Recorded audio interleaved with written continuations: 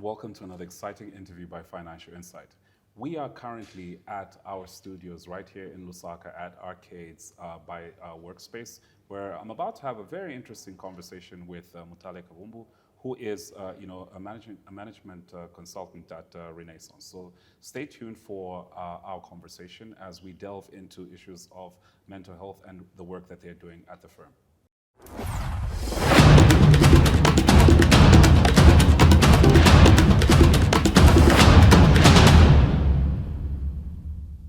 Welcome back. As I indicated, I have Mutale in the studio. Mutale, welcome to the Financial Insight Show. Thank you for having me, Mula. Yes, it's lovely to be here. Yeah, absolutely. It's finally our first maiden conversation on the Financial Insight platform finally happens, and thank you so much, for taking the time out to come and speak to us. We've recently been, obviously reviewing the profile of your entity, and we've got a tradition in Financial Insight where professionals tell us a little bit about what they do as their day job. So are you able to just share with us? Thank goodness I can breathe. I thought there was going to be some funny tradition. No. So if you're able to tell us, who Mutale is at Renaisense, what she does, and what the organization stands for. Okay. So I'm a clinical psychologist by profession. That's my background. I'm actually a clinician. And my role at Renaisense is that I'm the managing consultant, meaning I oversee basically your CEO. It's just different in the clinical space. And Renaisense is a wellness organization. So we focus on being able to support individuals, groups, corporate organizations around wellness. So we do everything wellness. And one of the things that's quite distinctly different about us in the mental health space is that we are a multidisciplinary team, meaning that we have your counselors, your psychologists, you have your psychiatrists, your nutritionists, your clinical neuropsychologists, and we're able to support across the board in terms of mental wellness. Yeah. All right. No, that's very, very interesting. Now, is it possible for you to just walk us through your journey into mental health consulting? Essentially, I think for us, we want to know what drew you to to the field and what has shaped your approach in working with professionals and organizations alike. I feel like asking me about my journey is asking me about my life. For me, mental health is not work that I do. It is an extension of who I am. And I grew up in a home where my aunt had mental health issues. And what has influenced my approach to the way that I function in the space is more so the fact that her experiences were things that we didn't understand. So she would have episodes and she would be medicated, but we didn't understand what was going on with her. And so for me, my difficulty was that I didn't know how to support. I didn't understand what this meant for us as a family, what it meant for me, my relationship with her. So my approach to mental health and to the space has always been fueled by the idea that I would like people to be able to understand in depth what their experiences are as people, as individuals going through life, what it means when they struggle, and then be able to use that in-depth insight and knowledge about that to then participate in their own recovery. Because if I know that this is what I'm struggling with and this is how it shows up in my life and this is where it's coming from, I'm able to understand that this is where I jump in to fix something, to change something. This is how I reduce and navigate the symptoms, and this is how I make things better. So I've always seen my clients as an active collaborator in their own well-being. And so that's how I really I pursue mental health. I just want you to be able to have that insight into your experiences and then be able to support along the way. That's very, very interesting. Now, like I mentioned, we read the profile, of the company, and it offers quite a holistic suite of services from psychotherapy to psychiatry to corporate wellness programs and HR training. How does your organization bridge clinical mental health practice with the realities of the modern day workplace environment? Okay. I'd like to state firstly that we've been doing this for 10 years now. Yes, and it's been quite an amazing journey. And growing into the corporate space as well has been interesting. And one of the things that was a driving factor to bridging that gap in terms of wellness and corporate wellness in general was the fact that a lot of the people that are coming in for individual support are functioning and existing in these corporate spaces for long periods of time. And some of these challenges that they're facing don't always have something to do with them being at home or their family or their spouses or debt or things like that. Some of these issues are coming from the corporate environment. So even if we support, we equip an individual, what then happens is that they go back into the corporate space that is not helping. And so it's like we're just going over the same cycle. So the drive towards engaging in corporate wellness was to be able to facilitate wellness improvement in the corporate space so that the influence on the individuals is better. As much as we would like people to come for therapy, I think the goal has always been, we want people to be well. That's the foundational aspect of it. We want people to be well. So in bridging the corporate, the gap between our well-being and the corporate space has been understanding that we do have a treatment component, which is the clinical services, like you have your psychotherapy and your psychiatry. Those are focused on treating individuals that are performing below baseline. So everybody has their what we call the baseline functionality. They can go about coping and managing their lives. But every so often, individuals encounter significant amount of stress, which results in distress. And when that happens, they are then functioning below baseline. So treatment comes in to raise them back to baseline functionality. But then we also know that people can thrive. They can do more, they can excel. And so that's where we come in with all of these different interventions to help them exceed baseline functioning. And some of that happens within the corporate space. So even coaching and being able to educate people about wellness and different aspects of that is part of our approach and how we bridge the gap. Right. Now that's very, very interesting. Now, Mutale, the modern day workplace has, it's got so many pressures. Burnout, stress, and anxiety are, among, some of the commonly increasing, things that happen to professionals in the work environment. In your experience, working with companies, we looked at your profile like F&B and Prudential. What are the most overlooked mental health challenges that professionals face, and why do employers tend to miss them? Okay, so I'll start with why they tend to miss them. There's the notion that mental health issues present themselves a particular way. And it is only now that we've seen quite a shift in the last maybe 5 years. With corporate spaces, maybe the last 3, that there's an actual acknowledgement of mental health and wellness issues. So a lot of times, especially within the Zambian culture, mental health issues present themselves quite severely. That's when we acknowledge that it's a problem. If somebody is not, getting up to get dressed to bath, if somebody is having an outburst, if somebody is fairly detached from reality, then we say, oh, there's a mental health issue. But it's a long way before a person gets there. And so the reason why a lot of employers would tend to miss these kinds of, issues is because there's no real awareness around how mental health issues present themselves in the workplace. So for example, when you have a sudden decline in productivity, this person was a top performer. All of a sudden, you're constantly having conversations with them. Why are you not meeting deadlines? Why is this happening? That's a significant, indicator that there's a problem happening, and potentially a mental health one. You see people coming into the workplace, but they're present. They're not present. They're simply coming in, ticking a few boxes, but they're not actively engaged with their work. So, in being able to, to help corporates, manage that, is building a lot of basic education around mental health issues and how mental health shows up in the workplace, but also how the workplace influences mental health. So being able to identify issues like, wait, if you have sexual harassment happening in the organization, this person is likely to develop a depressive episode, or anxiety. If you're not conducting, for example, performance reviews with the humanity in mind, this person is likely to struggle with anxiety. So if you're putting people in positions but not equipping them, there's a likelihood of people developing, challenges with self-esteem and confidence in the organization. So helping them to recognize that mental health issues is not the extreme end. There's a lot of things happening in between before we get there. So that education has been helpful for corporates to understand then how do they intervene and support their teams, their people, to then be able to cope better.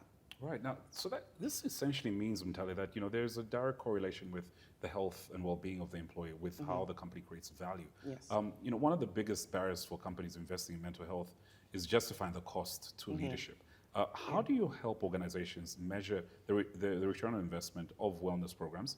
What metrics or outcomes do you point them to so they know that they're getting bang for buck, as it were, by investing? Leadership loves data. Absolutely, absolutely. Yeah, and this aligns very well with how we do our work. All of our work is evidence-based. So when we come in to support a corporate organization, we're not coming to tell you that we do mental health. We're coming to find out what's the matter, what's the issue. And in that, we run assessments, we run different surveys to be able to help you identify where the key issues are. Usually when you talk to HR, they have some idea of what the problems are because they're the first point of contact within the organization around human-related issues. So I'll give you an example. Last year we conducted an assessment, and these are different stress assessments. This particular one evaluates what kind of structures a person has in their life that would then determine how much stress they are likely to encounter or to be encountering. Right. So we have things like, do you have support systems you can rely on? Do you give love and receive love and affection? Right. Do you have time for emotional support? Do you feel like your job is rewarding? So those kinds of questions then give us an understanding of where the stress indicators might be. But also, this is 174, maybe 75 group of people. From there, 86% of them presented with high stress, right? Wow. And beyond that, we're able to tell you exactly where the stress indicators are. Your people are not exercising, they're not engaging in nutritional value.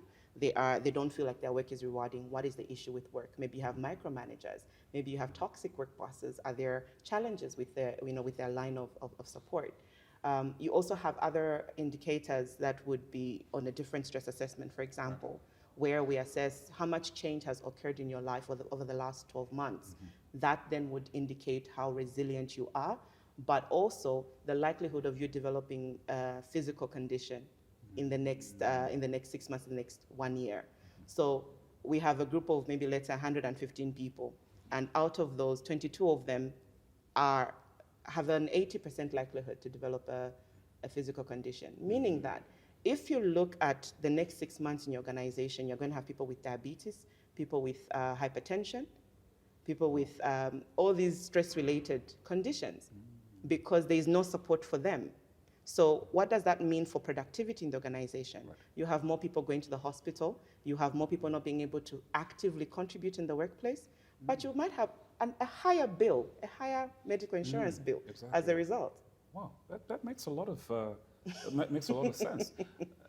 But in the same way, mental health does touch on issues of personal finance, and there's a growing conversation around financial distress as a result of mental health issues. How do you see the relationship between personal finance, person's financial well-being, and their mental health, especially for working professionals managing debt, savings pressure, or economic uncertainty? Okay, I'd like to state on record that money doesn't have a problem. True. Money is a tool, and we've come on board with several organizations to say, look, we do financial literacy, but we will never tell you where to invest your money, because that's not the issue for us anyway. The issue is, how do you engage with money? What is your relationship with money? What are your foundational beliefs around money? And so when we talk about the relationship with money, is that for some people, they might struggle with things like personal finance debt, or just how to manage money in a home, how to engage with your partner in relation to money, and all of those things. And they bring about stress. But the real issue is that you have certain beliefs about how money should be managed, how money should function in your life, that then results in certain decisions that you make. So I'll give you one example. If money plays the role of a reference for your self-esteem and for your status in society, the way that you will spend money is very different from someone who believes that money is just a tool for me to be able to enjoy and pursue my own interests. You, on one end, might spend to be able to look like you're doing well. The other person might spend to actually enjoy everyday life. But both of these people might struggle in their decision making. The likelihood is that they might borrow when they don't have to maintain that status, or they might borrow because if I don't pursue my interest, then I'm not happy. So those particular beliefs are then what drive the kinds of decisions we make around money. So we're going to come in and teach people about how do you then manage those beliefs so that you can manage your money better. Because the money is not a problem, it's just there. It's you that you have to be responsible for. So yes, you find that, for example, when there's issues of debt, is usually people are tying their their version of failure and success to how they're managing their money. So if I'm not doing well in managing my money, I have loans, I have all of these things that are building up, then I have failed as a person, as an adult. I have failed to manage things as an adult. And so people then might struggle with, very difficult thoughts about self, which can lead to depression. So I'll tell you one thing that might not be easy for your viewers to take, but even if you have debt, when you worry about it every day, where does it get you? You can only worry so much about finances. So, okay, we'll say, okay, fine. Yes, you have this 200,000 kwacha you're owing. Make a plan. What are you going to commit to doing to, work on this? Are you going to commit to pay every month? Are you talking to the person or the bank about a payment plan? What's happening? Let's actually make a plan. And then the rest of the time dedicated to actually doing something to achieve that plan. Correct. But then your life can't stop. And the problem for a lot of people is that your life stops. And so it's very overwhelming. Yeah. Wow. Now this is quite interesting. I've learned so much in such a short period of time. When I think about thinking about for someone listening today who is quietly struggling, perhaps feeling overwhelmed at work or financially stretched, as you just described, what's one practical thing they can start doing right now to protect their own mental health? We're speaking to the average professional. Okay. Yeah. I'll start with a very simple thing, but it's not a very simple thing. Sleep. You need an opportunity to restore. Your mind works better when it's rested. Okay. You are better capable of managing and regulating your emotions when you are rested. So sleep. But I get this question, but Mutale, how do I sleep? I have problems. Cool. Okay, I'm going to give you one trick. Get a piece of paper or a journal, whatever you can write on. Write down everything you're worrying about that's keeping you awake at night. Leave it on your bedside table and actually go to sleep. Your brain's like a computer. The more tabs you keep running, the more awake it stays. So when you put things aside, your brain sort of recognizes that we won't forget about it. Correct. So I don't need to keep thinking about it. We can let it rest. So write it down, put it beside your table, and actually sleep. Wow. You will be better in the morning. Sleep. Absolutely. No, this has been quite an insightful conversation, and I'm glad that it finally happened. Yes, me too. Absolutely. If people want to get in touch with you, how do they do that? Where are your offices, and do you guys have a website, etc., or an email that you might want to share with the viewers? Okay, so online we are on Facebook, just Renaisense. We also have our website, which is www.renaisense.net. But if you would like to make an inquiry, you can email info@renaisense.net, or you can call us 0973 090988. We are in IPEX on Main Street. All right. Yes. Absolutely. Mutale, thank you so much for coming to the first show. Thank you for having me. Absolutely. That was a very insightful conversation about mental health issues and practical solutions that are actually there for professionals. This has been an exciting conversation that has obviously happened at Workspace right here at Arcades in Lusaka, Zambia. So stay tuned to the Financial Insight platforms to learn more about mental health, as well as all aspects that Financial Insight likes to track. I've been your host, Maloch Vesokunda, and as we always say, Financial Insight, get to know.